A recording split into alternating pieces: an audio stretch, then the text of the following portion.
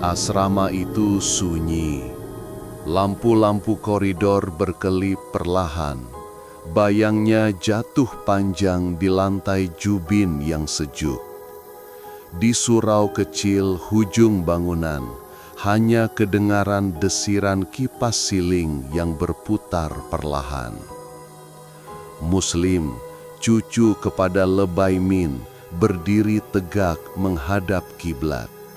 Dia terlewat untuk sholat isyak berjamaah. Sholat sendirian di atas sejadah biru usang. Pada rakaat pertama, selesai membaca Al-Fatihah, telinganya menangkap suara ramai yang mengaminkan bacaan itu. Suara itu kuat, jelas, seolah-olah ada jamaah di belakangnya. Degup jantungnya laju, namun dia coba menenangkan diri. Dia meneruskan sholat hingga salam terakhir. Dalam perjalanan pulang ke bilik asrama, langkahnya perlahan. Dari belakang, kedengaran tapak kaki ramai, seperti sekumpulan pelajar lain turut melangkah bersamanya. Tetapi, bila dia berhenti, bunyi itu juga berhenti. Sunyi, hanya angin malam yang menggesel tingkap lama. Dia cepat-cepat masuk ke bilik, nafasnya turun naik, tangannya menggigil sedikit saat menutup pintu. Dalam hatinya, dia teringat pesan Tok Ayah Min, baca syahadat, istighfar, dan sebut nama Allah dalam kolbu. Perlahan-lahan dia berbuat begitu, dan hatinya kembali tenang. Rakannya, Amir, menoleh dari katil. "Kenapa, Mus?" Muslim hanya tersenyum nipis. Tak ada apa. Mereka sama-sama baring dan malam itu berlalu dalam diam. Keesokan harinya, ketika Isya, Muslim kembali sholat sendirian di surau. Seperti semalam, selesai membaca Al-Fatihah, dia terdengar ramai yang mengaminkan bacaannya. Suara-suara itu kedengaran lebih dekat kali ini. Dia teruskan sholat hingga selesai. Selesai memberi salam, dia berzikir dan berwirid dengan wirid yang pernah diajar oleh tok ayahnya, Lebay Min. Ketika sedang beristighfar, satu suara berbisik dekat telinganya, perlahan, serak, dan dingin. "Jangan lama sangat." Muslim terhenti, tubuhnya menggigil kecil. Dia berpaling namun tiada sesiapa. Surau kosong. Hanya cahaya lampu malap yang berayun di kipas siling. Dia bangun perlahan dan melangkah keluar.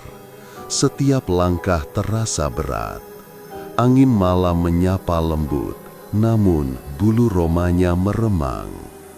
Dalam perjalanan ke bilik asrama, dia dapat rasakan sesuatu mengekori dari belakang.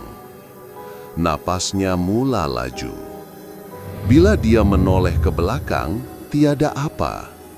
Apabila dia pandang ke depan, satu lembaga putih berdiri tidak jauh di hadapannya. Muslim terperanjat, langkahnya terhenti. Lembaga itu tegak tanpa wajah. Hanya kabus putih memanjang seperti jubah berkibar. Dia coba bertenang, menundukkan kepala dan membaca ayat kursi. Semakin kuat dia membaca, semakin lembaga itu kabur. Dalam sekelip mata, ia hilang. Muslim menarik napas panjang, memandang ke sekeliling. Hanya sunyi dan kegelapan malam yang tinggal.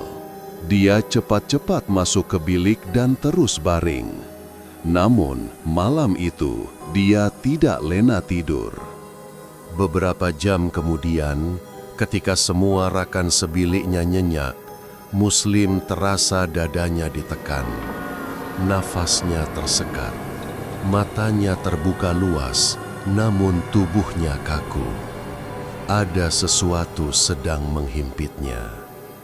Dia coba bersuara, tapi tiada bunyi keluar. Dengan sisa tenaga yang ada, dia melaungkan azan perlahan. Saat kalimah Allahu Akbar keluar dari bibirnya, tekanan itu hilang serta-merta. Rakannya, Amir, terjaga. "Kenapa, Mus?" Muslim duduk tegak, peluh membasahi dahi. "Ada benda himpit aku tadi." Amir memandangnya dengan wajah cemas. "Biar betul kau?" Muslim hanya mengangguk. Keesokan paginya, mereka berdua pergi menemui Warden.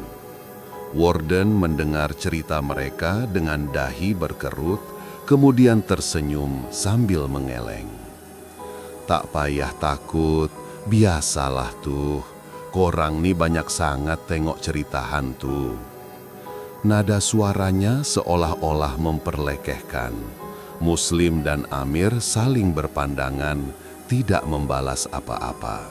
Namun malam berikutnya, giliran Warden pula diganggu. Dia masuk ke tandas selepas rondaan.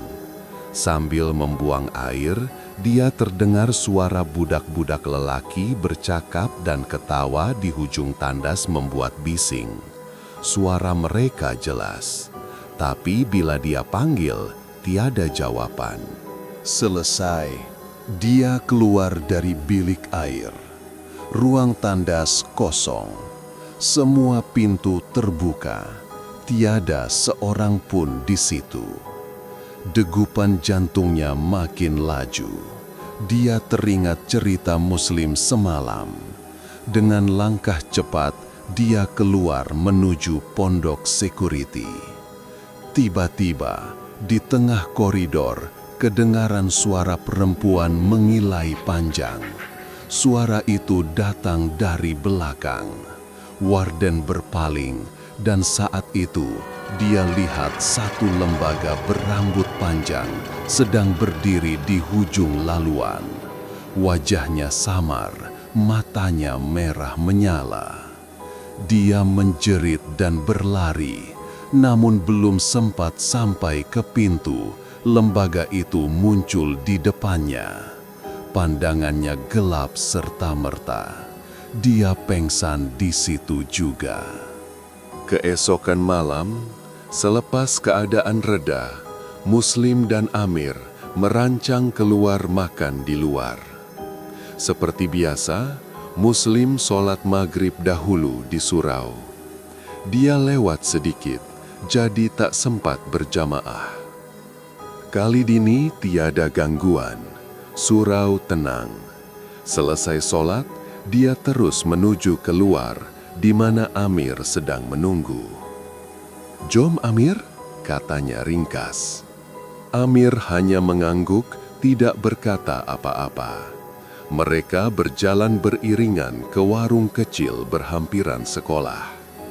Suasana malam lengang, hanya bunyi cengkerik menemani langkah mereka. Sampai di kedai makan, Amir masih diam. Dia tidak memesan apa-apa. Muslim memandangnya, kemudian tersenyum kecil. "Mungkin dah makan kot?" bisiknya dalam hati. Muslim makan seperti biasa, sambil sesekali berbual dengan pekerja kedai. Tapi Amir hanya duduk menunduk, pandangan kosong ke depan. Selesai makan, Muslim membayar makanannya. Ketika berpaling ke meja tadi, Amir sudah tiada. Dia memandang sekeliling, mencari rakannya. Tapi seluruh warung kosong, hanya pekerja kedai yang sedang mengemas.